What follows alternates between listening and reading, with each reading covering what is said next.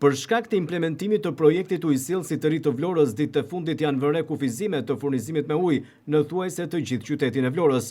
Kryetari i Bashkisë Ermal Dredha, gjatë një interviste të dhënë për televizionin 6+1 Vlora, tha se kjo situatë erdhi për shkak të ndërhyrjes për të përmirësuar situatën e furnizimit me ujë gjatë sezonit turistik dhe projektit të ri.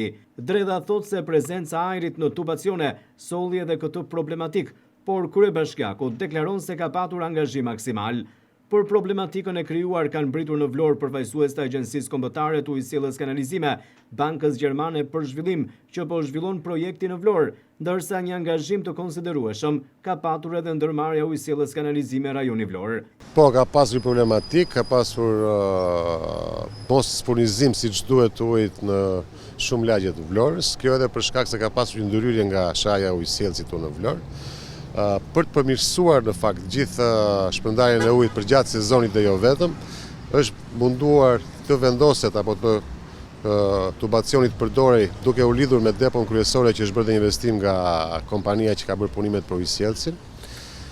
Me sa është kuptuar pastaj gjatë konstatimit të kësaj problematike, ka pasur edhe prezencë ajri në të gjitha tubacionet e reja, ndodh kjo, paktësi më kanë shpjeguar teknikët e ujësillësit.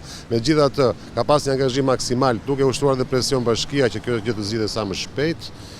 Angazhimi ka qenë shumë i madh, ka pas ekspert qoftë nga KFV-ja, sepse është dhe projekti KFV-s, qoftë nga drejtoria e Kukut, patjetër edhe drejtoria shaja ujësillësit në Vlorë. Kryebashkiaku Ermal Dredha thekson se së fundmi është përmirësuar situata e furnizimit me ujë në Nart dhe në disa zona të qytetit, përfshi këtu lagjen 11 Janari apo edhe rrugën e re. Të shpresojmë, thot kryebashkiaku, që këto probleme t'i evitojmë gjatë këtij sezoni veror.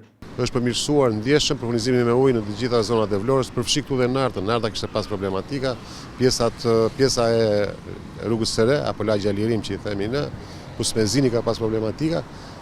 Sipas informacionit që kemi, po vazhdoj po punohet me ritëm atje që të mos ketë probleme. Dhe sot që po flasim, duhet t'i falenderoj të punonjësit e ujësillësit që kanë qenë të angazhuar maksimalisht dhe shpresojmë që të evitojmë sa më shumë këto lloj problematika sepse nuk është se na bëjnë mirë. Megjithatë, sot që flasim, gjendja është shumë më mirë.